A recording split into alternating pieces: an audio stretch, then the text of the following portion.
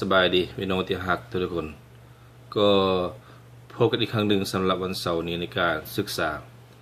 พระคำของพระเจ้าของจันทร์หวังว่าพี่น้องคงได้รับความสุขสบายดีและพรซึ่งมาจากองค์พระเยซูคริสต์เจ้าทุกวันในชีวิตของพี่น้องทุกคนฉะนั้นเสาร์นี้เราจะมาเริ่มศึกษาในบทที่10ในบทที่10ก็มีประมาณ4หัวข้อใหญ่ด้วยกันคือข้อ1คริสตจักรพระธรรมคัมภีร์ใหม่ข้อ2คริสตจักรถือคำแห่งข้อ3ข้าประเสริฐแก่คนต่างชาติโดยอาจารย์เปโตรข้อ4ข้าประเสริฐแก่คนต่างชาติโดยอาจารย์เปาโลฉะนั้นเสาร์นี้เราจะมาเริ่มศึกษาในหัวข้อที่1ใหญ่คือคริสตจักรพระธรรมคัมภีร์ใหม่ในประมาณปี63หลังจากพระคริสต์ลูกาได้เขียนพระคัมภีร์เล่มหนึ่งที่เอิ้นว่ากิจการของอาสาวกพระคัมภีร์เล่มนี้ได้บันทึกการบังเกิด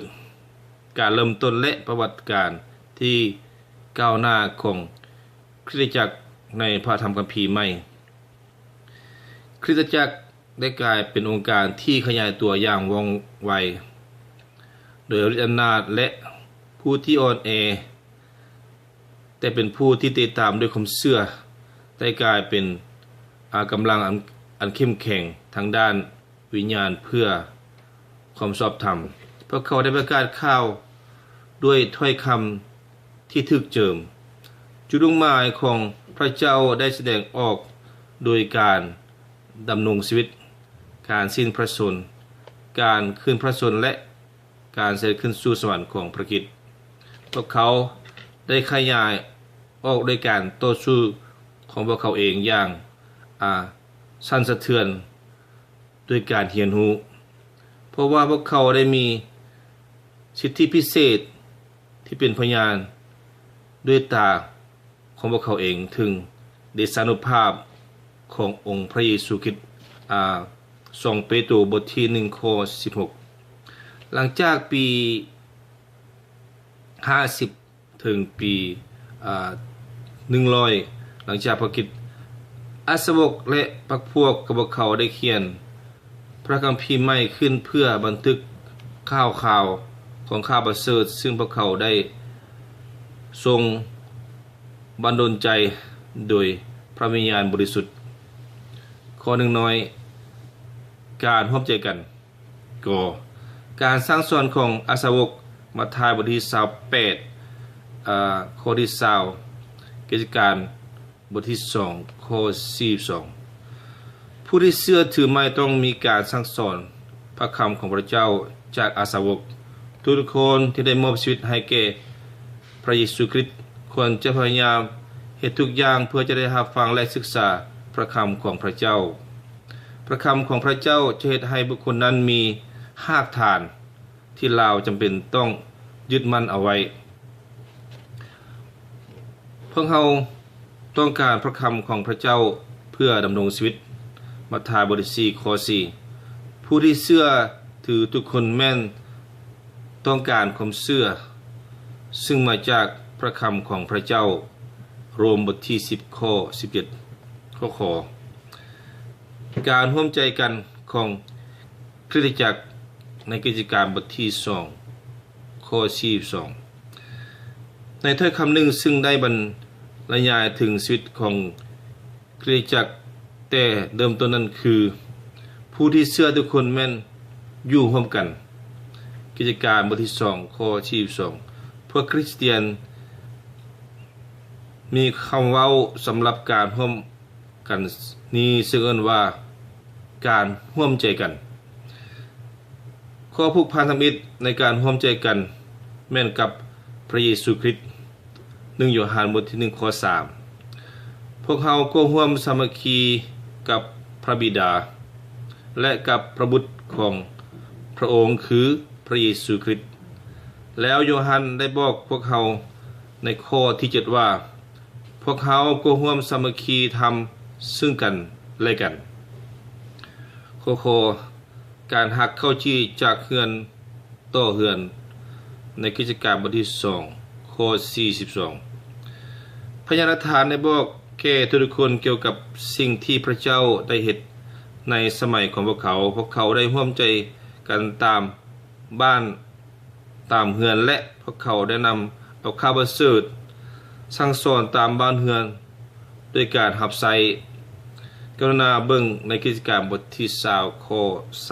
20การเป็นพยานและการกล้าเตรียมหนทางของพระผู้เป็นเจ้าไม่ยังเป็นปัจจัยสำคัญอันหนึ่งในชีวิตของผู้ที่เชื่อถือในทุกวันนี้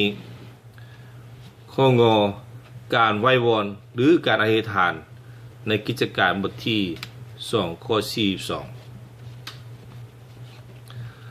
หลังจากการทอกเทพระวิญญาณบริสุทธิ์คริสตจักรยังได้รักษาการอธิษฐานการอธิษฐานเป็นอาวุธที่สำคัญในชีวิตของคริสเตียนเพราะว่าในการอธิษฐานและการสรรเสริญพระเจ้าได้ให้คริสตจักรมีความนิยมชมชอบกับประชาชนทุกคนและเพิ่มเติมแก่คริสตจักรทุกๆวัน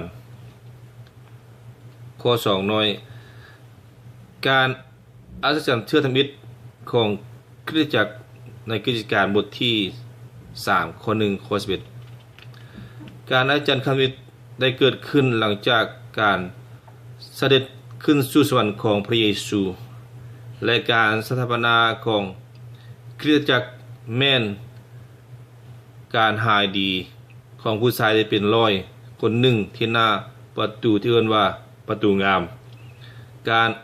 อัศจรรย์ได้แสดงให้เห็นชัดเจนถึงฤทธิ์อำนาจของพระเยซูแม้นได้สถิตอยู่นำผู้ติดตามพระองค์พระเยซูได้แสดงการรักษาโดยความเชื่อจากอาสาวกของพระองค์กรุณาเบิ่งมัทธิวบทที่10ข้อ1ข้อ8มาระโกบทที่6ข้อ7และข้อ13พระเจ้าบ่มีการเปลี่ยนแปลงพระเจ้ายังให้การรักษาในทุกวันนี้เมื่อความบ่เชื่อขาดการเชื่อฟังและกิเลสทางด้านฝ่ายโลกถูกทิ่มออกไปพระผู้เป็นเจ้าจะเฮ็ดให้การอัศจรรย์เช่นเดียวกันกับที่พระองค์ได้เฮ็ดมาในคริสตจักรตั้งแต่ดั้งเดิมโดยเหตุผลที่ผู้ชายเปียร้อยได้หายดีประชาชนได้มาเต้าห่มกันเปโตรได้ประกาศข่าวประเสริฐเป็นครั้งที่2และคนจำนวนหลวงหลายได้รับเชื่อเมื่อพระวิญญาณบริสุทธิ์ได้ทอกเทข้างธรรมิตรแก่120คนที่อยู่ที่นั้นหลังจากที่แสดงให้เห็นถึงการทอกเทพระวิญญาณบริสุทธิ์ 3,000 คนก็ได้เพิ่มเติมเขาอีกเมื่อพวกเขากับใจเชื่อนั้นได้มาร่วมกันและร่วมใจกันในการสั่งสอนของอาสาวกพระผู้เป็นเจ้าได้เพิ่มเติมแก่คริสตจักรทุกๆวันหลังจากการอัศจรรย์ในการหายดีนี้มีคนจำนวนหลายได้รับเชื่อ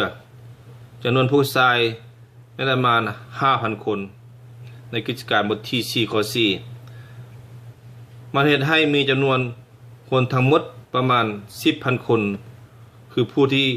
กลับใจมาเชื่อจากวันเพนเทคอสเตข้อ3น้อยมีใจศรัทธาในการให้ของคริสตจักรมันเป็นสิ่งที่ง่ายดายที่จะเห็นว่าการร่วมใจกันและการอัศจรรย์เป็นปัจจัยสำคัญในการขยายตัวของคริสตจักรใหม่การเป็นน้ำหนึ่งใจเดียวกันและการอุทิศตนที่แสดงให้เห็นด้วยการบ่เห็นแก่ตัวของพวกเขาพระเจ้าเป็นใจกลางที่สำคัญและห่วงใยถึงความจำเป็นซึ่งกันและกัน ในคริสตจักรใหม่แม้มีความบริสุทธิ์และบ่ฮู้จักเกี่ยวกับสิ่งที่ก็เหตุให้มีการพิวาทพิเถียงกันในขณะที่ผู้กับใจเสื้อจำนวนหลวงหลายได้มาเต้าห่มกันจากดินแดนต่างๆมีวัตถุสิ่งของเป็นจำนวนหลายอย่างแก่พวกเขาในบางกลุ่มมีจำนวนถึงพันจะมีแม่ไม้บ่มีที่อยู่ทุกข์จนและประชาชนที่ประเสริฐกับการดำรงชีวิตที่ขาดเครื่องนึ่งของห่มผู้ที่เชื่อถือไม้เหล่านี้แม่นมัวสุมกับความหวังเกี่ยวกับมรดกที่ดีในที่อื่นเพราะเหตุฉะนั้นบ่มีจักคนอ้างว่าสิ่งของที่ตนมีอยู่นั้นเป็นของส่วนตัวแต่ถือว่าสิ่งของทั้งหมดเป็นของกลางในกิจการบทที่4ข้อ32พวกเขาเข้าใจถึงความจริงว่าพวกเขาเป็นเพียงเจ้าคังโมเมนต์เจ้าของในของพระราชทานและความดีของพระผู้เป็นเจ้าที่ให้แก่เขานั้นข้อกการค้างของพระผู้เป็นเจ้ากิจการบทที่4ข้อ34-35ในขณะที่การค้างของพระเจ้าได้รับพระพรเพราะคนที่ร่ำรวยทางด้านวัตถุสิ่งของมีใจฮ้อนรนในการบริจาคพระพรของพวกเขาให้แก่อ้ายเอ้ยน้องของพวกเขาในสิ่งที่จำเป็นพวกเขาได้ขายเฮือนซ่านสิ่งของและได้นำมามอบแก่อาสาวกโคบาระนาบาเสียเห็นทางกิจการบทที่4ข้อ36-37บาระนาบาเป็นคนเลวีบางที่เราระลึกถึงพระเจ้าว่าเป็นระยะเวลาหลายปีที่ได้สัญญาให้ส่วนของพระองค์และเป็นมรดกพระองค์พระบัญญัติ2บทที่10ข้อ9ลาวบ่ได้ยุ่งเกี่ยวตัวลาวเองกับสิ่งของทางโลก2ทิโมธีบทที่2ข้อ4ลาวได้แสดงถึงการมีน้ำใจกว้างขวางในการให้บาระนาบาผู้ที่ชื่อมีความหมายว่าผู้มีใจอุดหนุนได้มีหน้าที่ในการสนับสนุนและการให้กำลังใจเราได้สุขยูและได้บันดาลใจหลายๆคริสตจักรในระยะสุดท้ายในภารกิจของเรากิจการบทที่11ข้อ22ข้อ24เราได้สนับสนุนในกลุ่มนักเทศทั้งหลายเพื่อรับเอา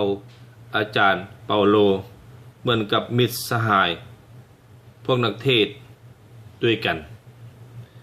ฉะนั้นเช้านี้ก็สิ้นสุดลงเพียงเท่านี้สำหรับพระคำของเจ้าฉะนั้น